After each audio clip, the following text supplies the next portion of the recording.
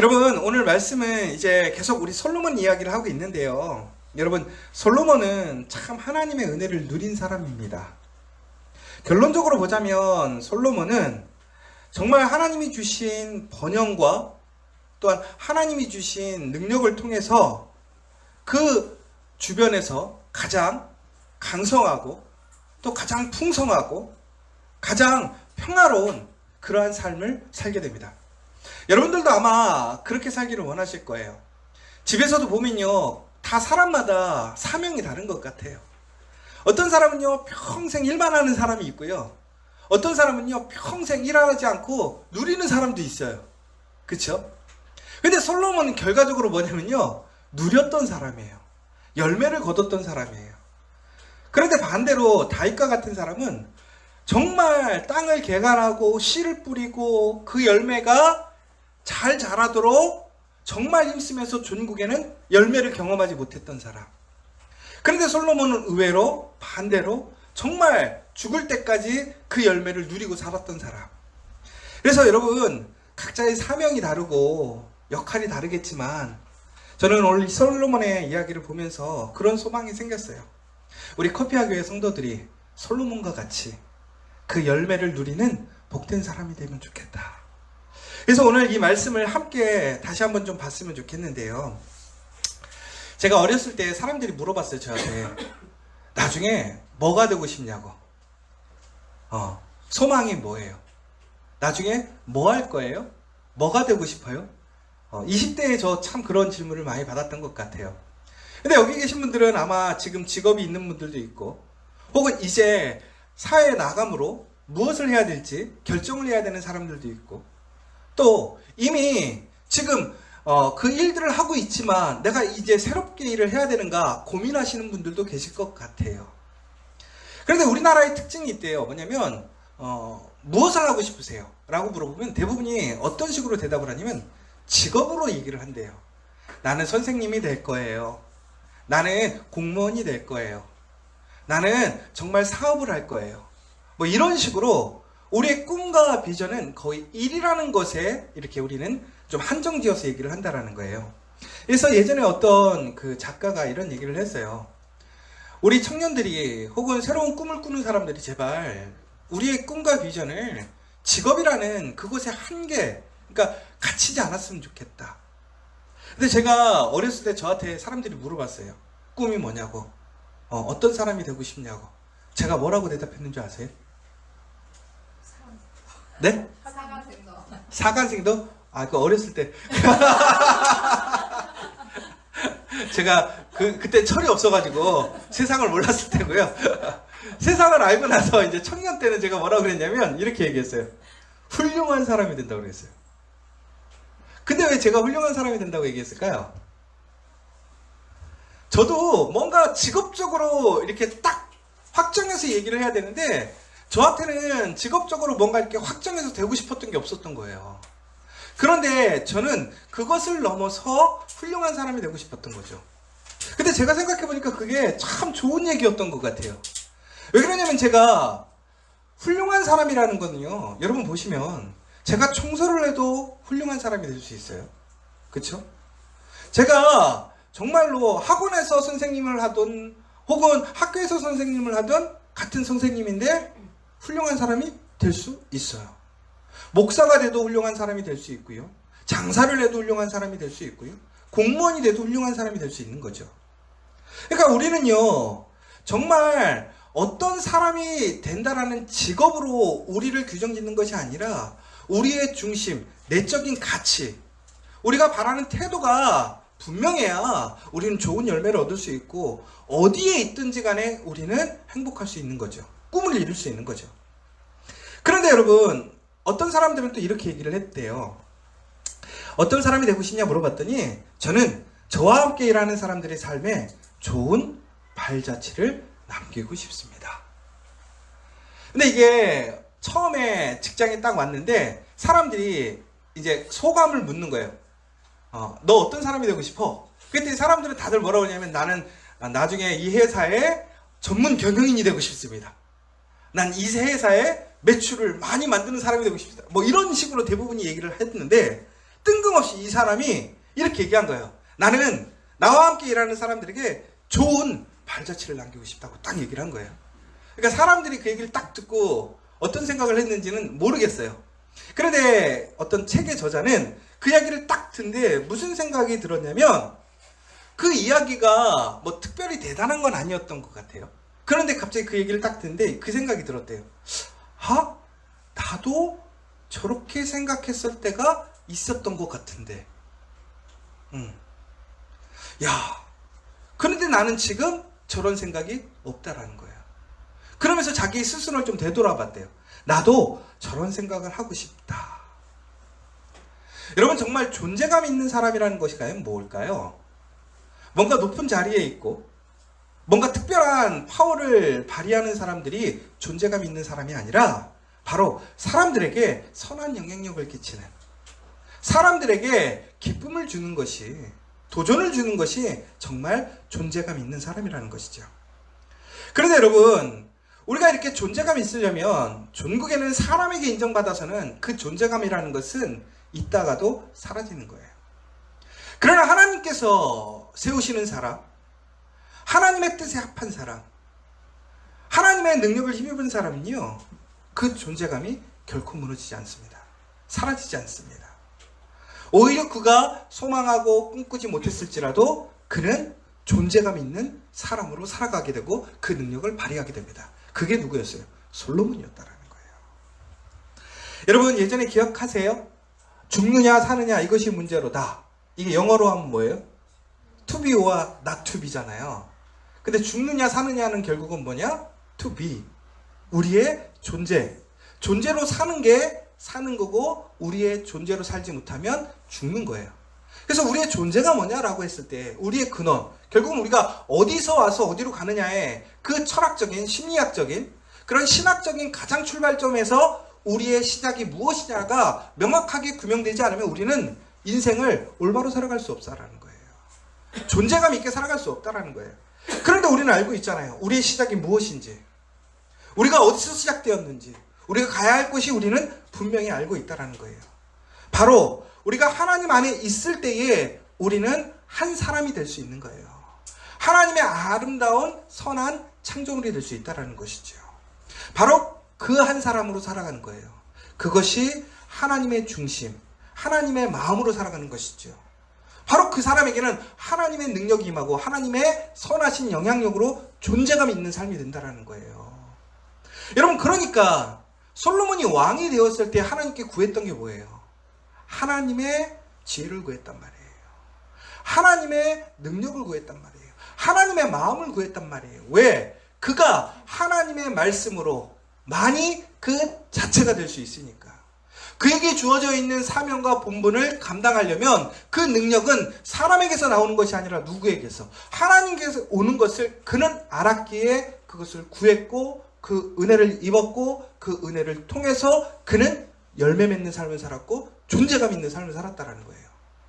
그래서 오늘 우리가 솔로몬이 하나님으로 인해서 그가 구했던 지혜를 통해서 크게 4가지의 그러한 존재감 있는 삶을 살아가게 되는데, 그것을 좀 한번 함께 살펴보려고 합니다.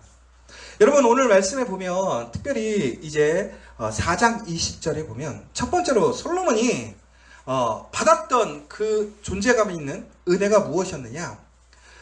첫 번째는 뭐냐? 인구가 이스라엘이 늘었다라고 나와 있어요. 그쵸?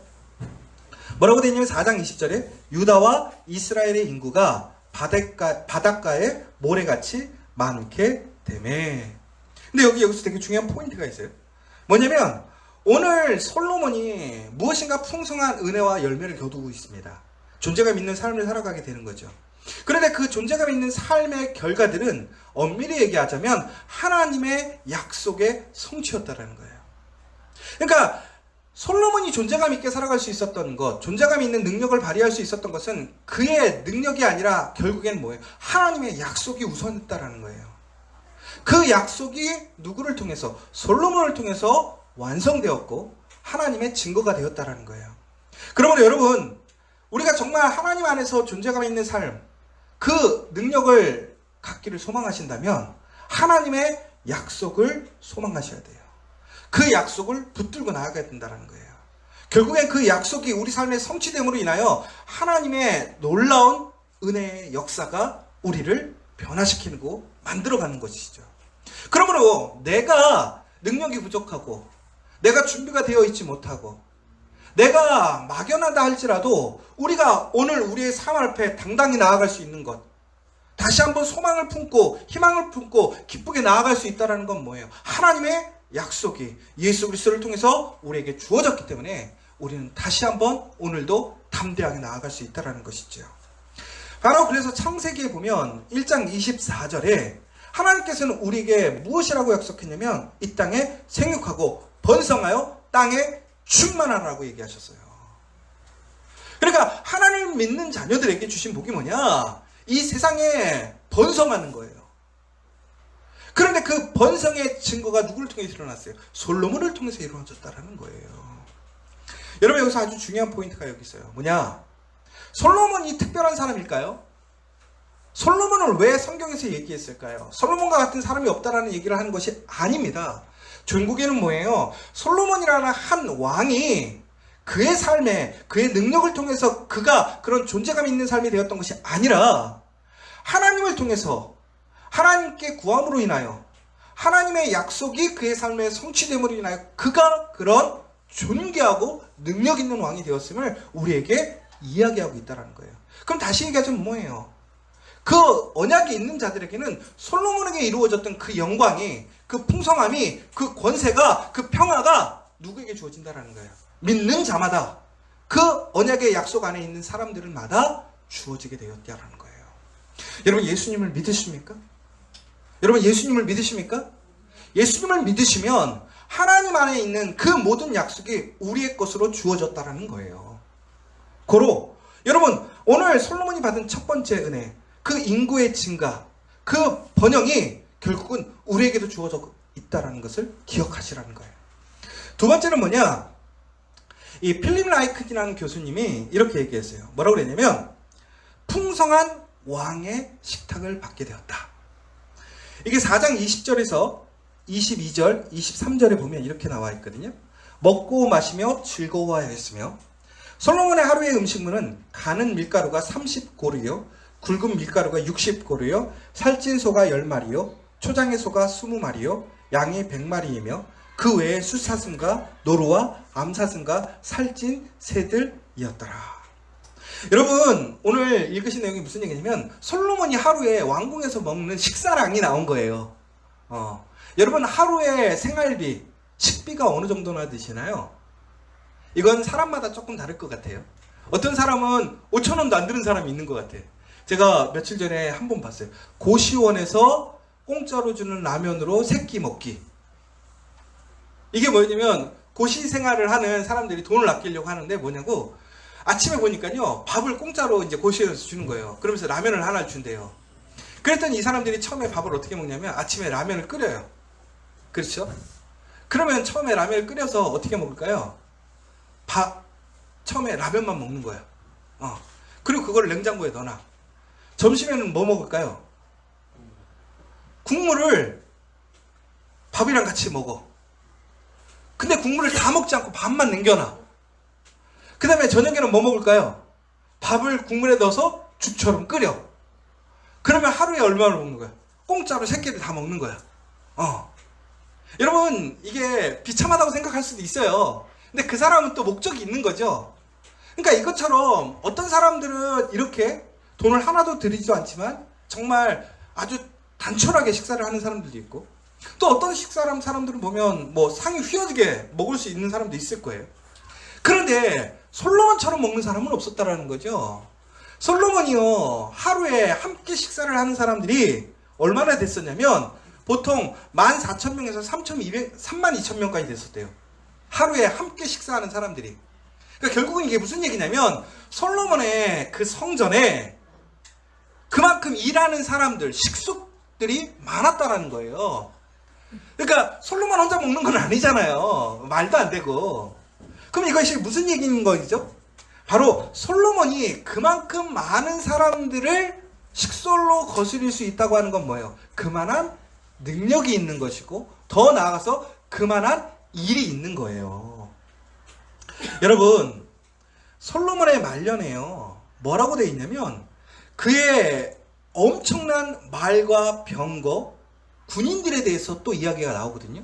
그러니까 오늘 단순히 성 안에서 함께하고 있는 사람들 뿐만이 아니라 솔로몬이 거느리고 있는 군인들까지 하면 너무나 어마어마한 숫자가 되는 것이지요. 그런데 이제 아이러니한 건 뭐냐면 솔로몬이 나중에 왜 실수하고 하나님 앞에서 무너지게 되는가? 결국에는 그가 처음에는 그러지 않았지만 나중에는 그러한 변고와 말들, 힘을 의지하고 자랑하기 시작했어요. 전국에는 오늘 이 풍성한 식탁을 받을 수 있었던 이유가 무엇이었느냐? 솔로몬의 탁월함이 아니라 하나님이 주신 지혜를 통해서 솔로몬은 이러한 힘을 얻었어요. 사람을 얻고 부를 얻고 풍성함을 얻었어요. 근데 그가 처음에는 그것을 기억했어요. 그런데 그가 시간이 지날수록 무엇을 의지하게 되냐면 하나님을 의지하는 것이 아니라 그 하나님을 통해서 받았던 그 힘, 그 능력에 포커스를 맞추고 더 나아가서는 그것으로 나라를 지키려고 했어요.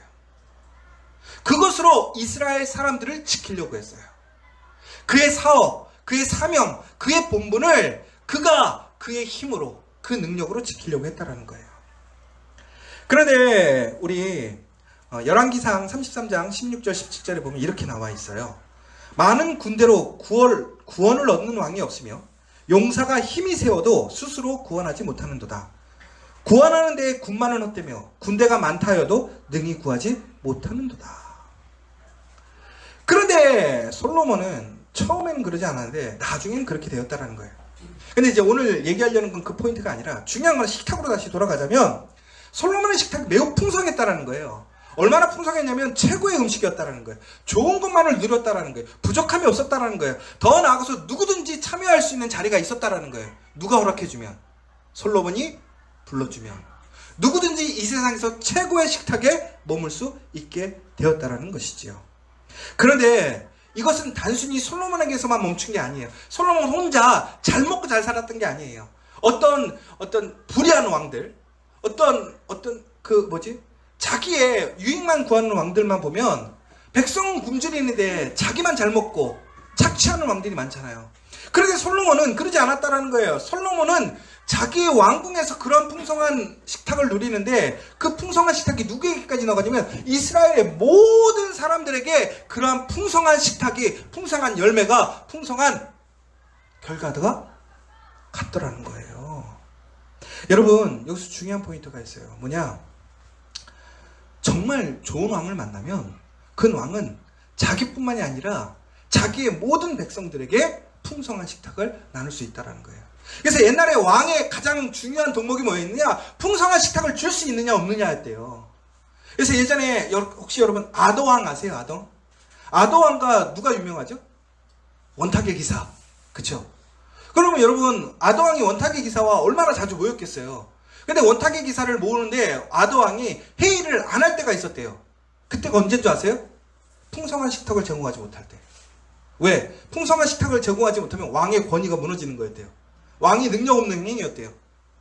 그러니까 그 가장 자기에게 필요한 사람, 능력 있는 서포터들에게 무엇으로 보답을 하는 거냐면 풍성한 식탁으로 보답을 하는 거예요. 근데 그 풍성한 식탁이라고 하는 것은 왕이 정말 온전하게 부응하거나 능력이 있지 않으면 그것을 지속적으로 공급할 수 없었다라는 거죠. 근데 솔로몬 때 어떻게 했다는 거예요? 솔로몬이 죽는 날까지 그의 풍성한 식탁이 끊이지 않았다라는 거예요. 모든 이스라엘 사람들이 그 풍성한 열매를 함께 누렸다라는 거예요. 어디에서? 왕궁에서가 아니라 각 가정에서, 일터에서. 결국은 무슨 얘기예요? 이스라엘이라는 나라가 솔로몬을 통해서 왕국만이 아니라 그 나라 전체가, 그 구석구석이, 그 가정가정이 일터일터가 어떻게 했다라는 거예요? 풍성했다라는 거예요. 무엇으로 인해서? 솔로몬의 능력이 아니라 하나님의 지혜를 통해서. 그런데 여러분, 여기서 아주 중요한 포인트가 있어요. 지금 우리에게는 솔로몬 왕이 있습니까? 없어요. 여러분, 그런데 오늘 이 솔로몬을 우리에게 얘기하는 이유는 뭘까요? 처음에 얘기했던 것과 마찬가지예요. 솔로몬의 식탁은 그런데 종국에는 어떻게 됐어요? 사라졌어요. 솔로몬의 그 풍성한 은혜를 누리던 이스라엘의 풍성함은 계속 이어졌나요? 사라졌어요. 그들은 나중에 어떻게 돼요? 가정을 잃어버려요. 일터를 잃어버려요. 땅을 잃어버려요. 나라를 잃어버려요. 모든 것을 다 잃어버렸어요. 그러나 예수에게 오는 자, 예수님이 주시는 그 식탁을 누리는 자는 결코 빼앗기지 않는다라는 거예요. 그 풍성함이 영원히 지속된다라는 거예요. 그러 여러분, 풍성한 식탁을 누리기를 원하십니까? 그 풍성한 은혜를 누리시길 원하십니까? 누구에게 찾아가야 될까요? 왕에게 찾아간 해결이 안 된다라는 거예요. 혹시 그 사람들이 일시적으로 공급해 줄 수는 있지만 그것이 영원히 구별될 수 없다라는 거죠. 오직 누구에게만? 예수 그리스도에게만. 솔로몬을 통해서 우리는 누구를 집중해야 될까요? 솔로몬 왕이 하나님의 은혜로 그 풍성한 식탁을 누렸던 것처럼 우리는 예수 그리스도를 통해서 이제는 그 솔로몬과 그의 이스라엘이 누렸던 풍성한 식탁을 소망하고 기대해야 된다는 거예요. 여러분, 풍성한 식탁을 소망하십시오. 그것을 기대하십시오. 그것을 간구하라는 거예요. 하나님께서는 약속하셨고 그것을 소망하는 자들에게 주실 줄 믿으시기 바랍니다. 그 다음에 이제 세 번째로는 이 솔로몬의 존재감이 어디서 나타나냐면 그가 관할했던 진영에 대해서 나오고 있습니다. 여러분, 솔로몬의 통치권이 미쳤던 영향이 어디 있냐면 그 땅의 거의 모든 주변의 나라에 솔로몬의 통치력이 지배를 하게 됩니다. 힘을 미치게 된다라는 거예요. 여러분, 우리가 사업할 때 얼마나 확장하고 싶으세요? 와드의 꿈은 어디까지세요? 국내에서만 머물 거예요? 지구로 가야겠죠. 그러니까 여러분요, 이게요, 누구든지 자기의 영향력을 세상 땅 끝까지 전하고 싶어 하지 않는 사람은 없어요. 근데 왜 못하는 거예요? 능력이 없어서 못하는 것 뿐이죠. 여러분, 능력이 있으면요, 그 능력이 확장되어져요. 통치권이 나간단 말이에요. 여러분, 그러니까 유튜브도 어때요? 유튜브에 가장 영향력 있는 카운팅이 뭐예요? 구독수 아니에요, 구독수. 얼마나 확장되느냐, 통치권이 있느냐, 지배력이 있느냐라는 거잖아요. 그런데 이 솔로몬의 이것이 다시 한번 또 얘기하자면 솔로몬의 특별한 능력으로 주어진 것이 아니라 하나님의 약속이었다라는 것이죠. 창세기 5장 18절에 보면 하나님께서 아브라함에게 주신 약속이 있습니다. 뭐라고 주셨냐면 내가 이 땅을 애굽 강에서부터 그 큰 강 유브라데까지 내 자손에게 주리니 라고 나와 있단 말이에요. 그런데 창세기 1장 26절에 보면 또 이렇게 나와 있어요. 다스릴 권세를 주셨다. 근데 이 다스릴 권세라는 것은 결국은 히브리 말로 하면 통치권이라는 거예요. 그래서 오늘 나와 있는 바로 솔로몬이 그 주변에게 영향력을 끼치고 권세를 끼치고 통치력을 행했던 그 단어를 사용하고 있다는 거예요. 그럼 결국은 무슨 얘기예요? 솔로몬이 오늘 이런 강력한 힘을 발휘하는 것은 뭐예요? 하나님의 약속이 성취되었다는 거예요. 여러분, 하나님은 약속을 이루시는 것을 기억하십시오. 그런데 여러분, 이러한 통치권이, 이 세상의 능력이 무엇으로 이루어졌습니까? 잘 보세요. 솔로몬이 좀 이따가 이제 마지막에 얘기할 거랑 같이 이어지는 부분인데, 솔로몬이 그의 생애 중에 전쟁을 치렀을까요? 안 치렀을까요? 혹시 솔로몬의 전쟁에 대해서 얘기를 들어보신 적이 있으십니까? 아마도 없으실 거예요. 솔로몬의 탁월함이 뭔지 아세요? 전쟁 없이 승리를 거두는 사람이었다는 거예요. 그런데 전쟁 없이 승리를 구할 수 있었던 이유가 뭐였어요? 그의 지혜 때문에. 전쟁이 왜 안 일어난 줄 아세요? 솔로몬의 지혜가 너무나 강력하고 그의 탁월함이 뛰어나니까 사람들이 어떻게 했어요? 먼저 화친하러 왔어요. 시바 여왕의 이야기가 그 얘기잖아요. 온 나라에, 온 세계, 그 주변의 사람들이 다들 어떻게 한 거예요? 화친을 맺기를 소망했잖아요. 그래서 솔로몬이 나중에는 어떻게 했어요? 그래서 공주들과 결혼을 하다 보니까 너무 문제가 된 거지, 나중에는. 근데 아주 중요한 포인트는 뭐냐면 솔로몬은요 한 번도 전쟁을 일으키지 않고 어떻게 했다라는 거예요? 이기는 사람이었다라는 거예요. 여러분 이게 정말 대단한 사람 아니에요? 싸우지 않고 이길 수 있습니까? 그런데 그 능력이 누구에게 있느냐는 거예요. 사람에게 있지 않다라는 거예요. 누구에게 했어요? 하나님의 지혜로부터 그것이 주어졌다라는 거예요. 우리의 통치권은요 나에게서 나오는 것이 아니라 솔로몬의 통치권은 솔로몬에게서 나오는 것이 아니라 누구에게? 하나님께로부터 나왔다라는 거예요. 그 통치권을 가질 때 권세가 주어지는 거예요. 힘이 주어지는 거예요. 능력이 주어지는 거예요.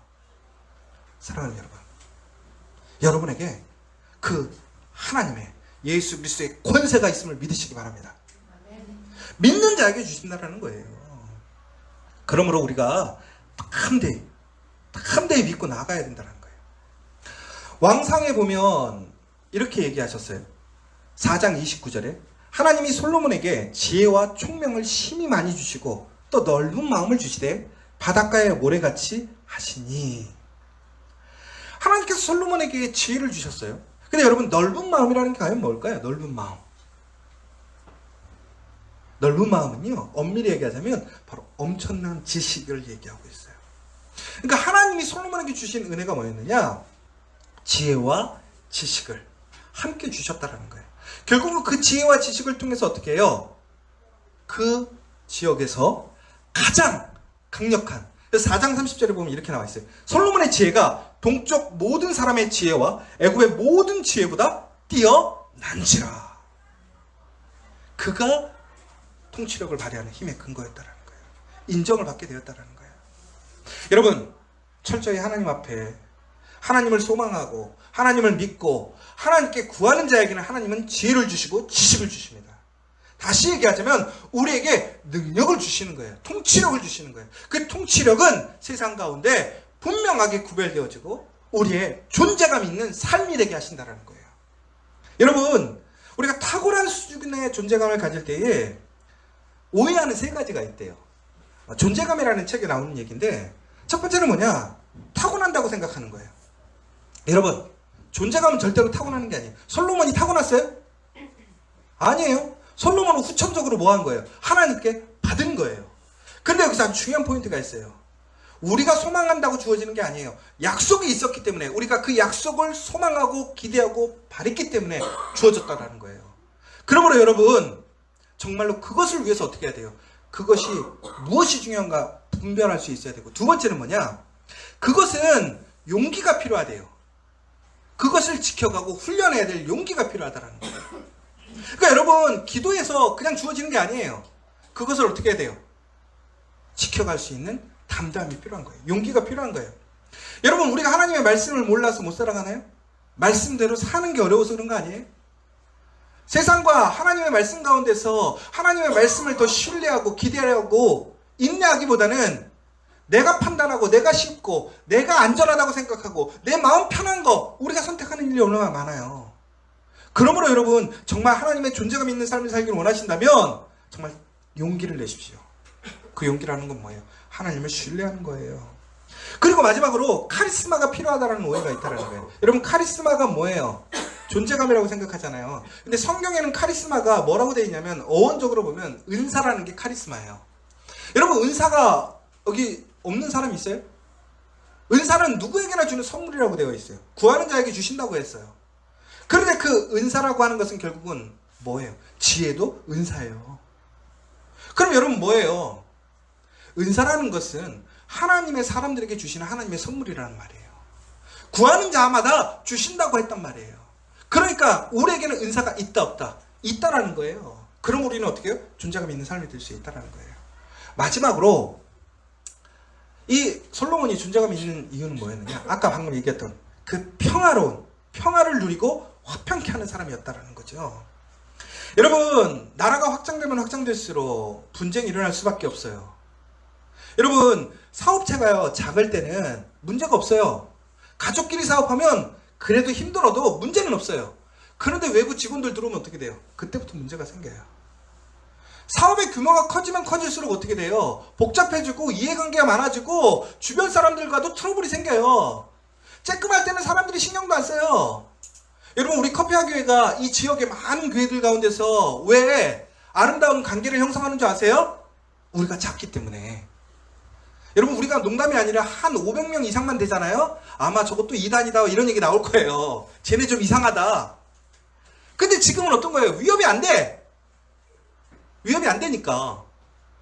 여러분, 지금 만약에 여러분들에게 많은 사업으로 인해서, 일로 인해서 문제가 있다면 여러분 감사하셔야 돼요. 왜? 아, 내가 컸구나. 내가 컸구나. 그런데 여러분, 그 크게 하시는 하나님을 기억해야 되는 거죠. 그런데 여기서 이제 우리는 그 커갈 때에 어떻게 해야 되느냐라는 거예요. 근데 그것이 문제가 없을 수 없거든요. 그런데 오늘 뭐예요? 솔로몬은 그의 영향력, 권세, 그의 풍요로움이 넓어지고 넓어질수록 어떻게 됐다라는 거예요? 오히려 분쟁이나 전쟁이 일어나는 것이 아니라 뭐로 됐다라는 거예요? 평화가 이루어졌다라는 거예요. 화평케 되었다라는 거예요. 여러분, 하나님의 나라는, 하나님이 통치하는 세계는 세상의 방식처럼 뺏고 뺏기는 방식이 아니에요. 결국은 뭐예요? 하나님의 평화가, 화평이 임하는 거예요. 하나님의 능력이 임하는 곳엔 그렇게 주어진다는 거예요. 여러분, 정말 내가 내 일을 감당하면서 어려움이 있을 수 있어요. 그러나 내 안에 평화가 없고 화평이 없다면 우리는 다시 한번 하나님 철저히 나 자신을 돌아봐야 돼요. 내가 하나님의 지혜를 의지해서 하나님의 능력으로 살아가는 것인지, 아니면 내가 내 방식대로 내 스타일대로 나가고 있는 것인지. 진정으로 하나님이 주시는 평화는요, 우리가 세상 가운데서 고난을 받아도 평안을 누릴 수 있어요.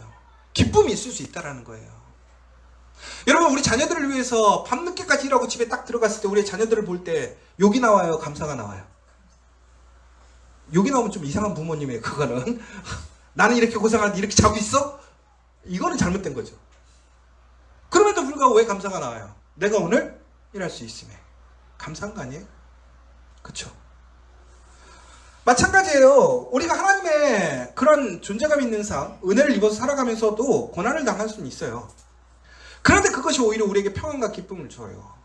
그리고 전국에는 진정한 하나님이 주시는 그 풍성함, 그 번영을, 그 통치력을, 더 나아가서는 평화를 누릴 수 있다는 거예요. 그러므로 여러분, 내 눈앞에 보이는 것으로 인해서 쉽게 세상의 방식대로 나아가지 마십시오. 철저히 하나님을 의지하고 믿으라는 거예요. 결국에는 어떻게 됐어요? 그 한 왕을 통해서 주변의 나라가 어떻게 돼요? 싸우지 않고 평화를 누려요. 근데 여러분, 우린 주변에 이런 나라가 또 있어요. 그런 나라가 어디 있었냐면 미국이라는 나라가 바로 이런 은혜를 누렸었어요. 그런데 미국이 요즘 어떻은 줄 아세요? 점점 그 은혜와 능력을 잃어버려요. 솔로몬 때와 비슷해요. 왜 그런지 아세요? 자기 좋은 대로 가기 시작했어요. 하나님을 붙드는 것이 아니라, 하나님의 말씀대로 가는 것이 아니라, 그 미국의 시작은 뭐였는 줄 아세요? 철저히 하나님의 나라, 그 말씀의 나라, 그 신앙을 지키기 위해 세웠던 나라였다라는 거죠. 근데 그 나라가 그걸 다 잃어버리고 있어요. 그러자 그의 운명도 무너지고 있어요. 여러분, 로마가, 우리가 지금 요즘 새벽마다 요한계시록 얘기하고 있는데, 거기에 보면 절대적인 대적자가 누구라고 나와 있냐면 로마를 얘기하는 거거든요. 1세기에.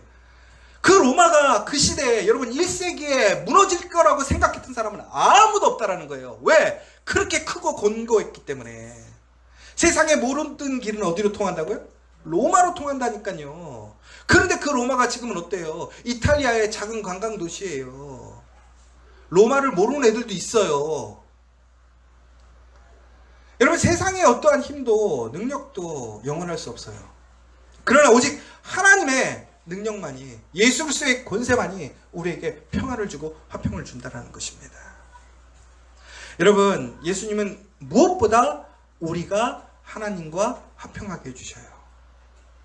여러분, 정말 우리가 소망해야 될 게 뭐냐? 세상에서의 화평, 평화를 바랄 것이 아니라 하나님과의 평화를 소망하셔야 돼요. 그래야 그 복이 주어진다는 거예요. 그런데 그것은 예수를 통해서 주어지게 되어 있다는 거예요. 로마서 5장 1절에 보면 이렇게 되어 있어요. 우리가 믿음으로 의롭다 하심을 받았으니 우리 주 예수 그리스도로 말미암아 하나님과 화평을 누리리라. 또한 골로새서 1장 20절에 보면 그분은 그의 십자가의 피로 화평을 이루셨다라고 얘기를 하는 것이죠. 결국 여러분, 예수님을 통해서 우리는 하나님이 주시는 그 평화, 화평을 소유하게 됩니다. 종국에는 이것이 나로 멈추는 것이 아니라 우리 공동체에, 우리 나라에, 내 모든 삶 속에서 그 화평과 평안을 이루게 하므로 나와 다른 사람들이 또한 평안하고 화평하고 기쁨을 누릴 수 있게 해준다는 거예요. 바로 이것이 바로 하나님이 세우신 존재감을 가진 사람의 특권이고 능력이라는 것입니다. 결국에는 이 솔로몬의 지혜와 명성이 어떻게 됐어요? 땅끝까지 전해지게 되었어요. 그런데 여러분, 중요한 포인트는 솔로몬이라는 그 사람이 정말 중요한 건 뭐냐면 왕 자체가 중요했다라는 거예요. 그러니까 솔로몬이 가지고 있던 조건이나 어떤 그 신하들의 능력이나 혹은 여러 협력자들 이런 것이 중요한 게 아니라 솔로몬이라는 왕 자체가 결국 이 모든 것을 만들어낸 거예요. 그렇죠? 근데 그래서 여러분 우리가 그런 얘기 하잖아요. 사람이 중요하다고 얘기하잖아요. 사람이 중요하다. 근데 이 사람이 이렇게 능력을 발휘할 수 있었던 이유는 뭐예요? 하나님이 솔로몬에게 지혜를 주시고, 하나님이 솔로몬에게 지혜와 총명을 심히 많이 주시고, 또 넓은 마음을 주시되 바닷가에 모래같이 하시니, 솔로몬의 지혜가 동쪽 모든 사람의 지혜와 애굽의 모든 지혜보다 뛰어난지라. 그는 모든 사람보다 지혜로워서 예스라 사람 에단과 마올의 아들 헤만과 갈골과 다다다보다 나음으로 그의 이름이 사방 모든 나라에 들렀더라. 여러분, 전국에는 솔로몬이 그러한 능력을 발휘할 수 있었던 건 뭐예요? 바로 하나님의 지혜를 통해서. 솔로몬을 통해서 사람들은 결국엔 그 은혜를 누리게 되었어요. 여러분, 오늘 솔로몬의 이야기는 왜 우리에게 중요할까요? 바로 이 솔로몬이라는 한 사람이 그 가족을, 그 공동체를, 그 나라를 하나님의 영광에 참여하게 했어요. 바로 오늘 우리 이곳에 있는 믿음의 사람들이 예수 그리스도를 통해서 그 하나님의 능력을 소유하게 될 때에 바로 이 솔로몬이 역사했던 것처럼 그가 그 놀라운 번영과 풍성함과 그의 권세와 그의 평화가 오늘 그 믿음으로 나아가는 사람들에게 주어진다는 거예요. 여러분, 오늘 이 시간 그렇게 나아갔으면 좋겠어요. 그래서 여러분 2020년 이를 위해서 다시 힘쓰셨으면 좋겠어요. 소망하시는 사람들이 되었으면 좋겠어요. 2019년 정말 우리가 예수 그리스도를 위해 살아났다면 2020년에는 정말 하나님이 주시는 지혜를 통해서 올바른 것을 심고 그 열매를 맺는 우리 커피와 교회가 되었으면 좋겠어요. 여러분, 그러기 위해서 우리 어떻게 해야 될까요? 예수 그리스도의 지혜를 구해야 돼요. 여러분, 예수 그리스도의 그 능력을 소망하셔야 돼요. 마지막으로 저는 이렇게 했으면 좋겠어요. 여러분, 솔로몬이 그 지혜를 결국에는 이제 중요한 것은 이거잖아요. 솔로몬이 지혜를 어떻게 얻었죠? 그가 그 지혜를 얻게 되었던 시작은 뭐였죠? 하나님께 1000번제를 드림으로 시작되었어요. 여러분, 저는 이렇게 여러분들에게 이야기하고 싶어요. 2020년 여러분 1000별을 작정하십시오. 1000번 헌금하라는 얘기가 아니에요. 잘 들으셔야 돼요. 여러분, 1000번제는 뭐였어요? 헌금이었어요? 제사였어요? 제사에 헌금이 포함되긴 하지만 더 중요한 건 뭐예요? 예배였다라는 거예요. 그럼 제가 2020년 1000번을 작정하자는 건 결국은 뭐예요? 2020년 몇 번 예배를 드리자는 거예요? 1000번 예배 드리자는 거예요. 그래서 집에서 계산을 해봤어요. 그럼 하루에 몇 번 드려야 될까? 토요일 하루는 뺐어요. 여러분들 힘드실까봐. 그랬더니 결국에는 하루에 3번씩 드리시면 돼요. 3번 어떻게 드리면 되죠? 이미 우리 드리고 있더라고요. 새벽 예배, 큐티와 성경 읽기, 저녁에 자기 전에. 이것만 하면 돼요.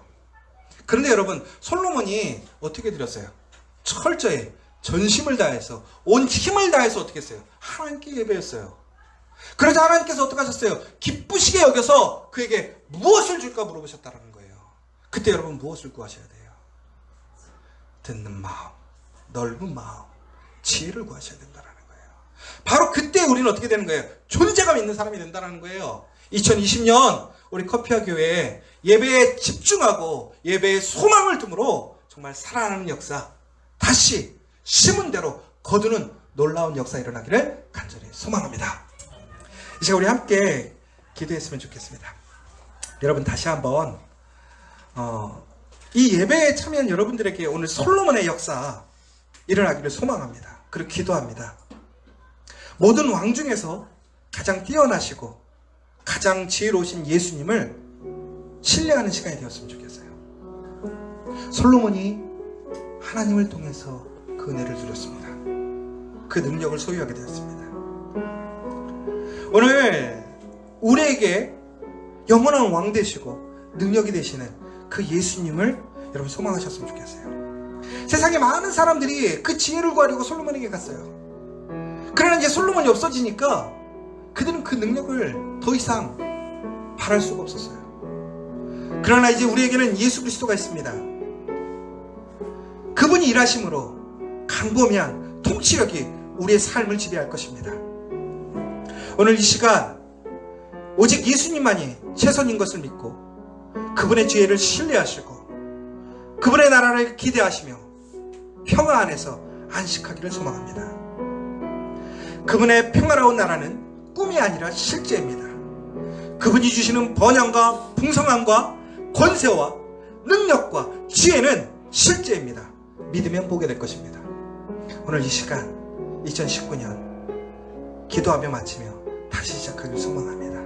우리 조용히 기도하며 나아가면 좋겠습니다.